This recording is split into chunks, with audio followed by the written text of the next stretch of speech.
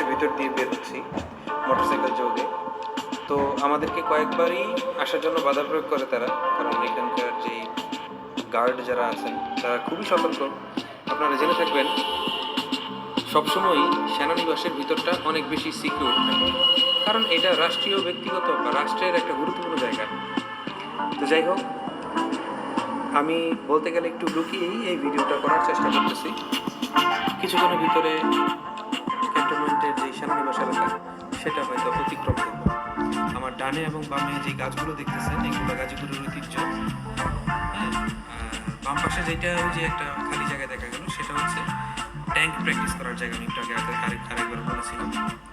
তো গাজীপুরের ঐতিহ্যর কথা বলতে গিয়ে যে গাছটার কথা উঠে আসে সেটা হচ্ছে গজারি গাছ। তো পুরো সেনানিবাস পুরোটা জুড়েই সাধারণত এই গজারি গাছটা দেখতে পাওয়া যায়। তো চলুন উপভোগ করি আজকে এই গাজীপুরের বন যাত্রা। রাস্তার ডানে বামে সারি সারি গজারি,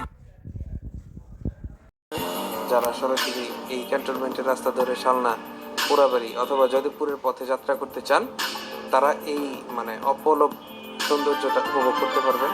আমার কিন্তু ব্যক্তিগতভাবে খুবই ভালো লাগতেছে এই রাস্তায় এসে পরে, এবং ভাবতেছি বৃষ্টির দিনে আসবো।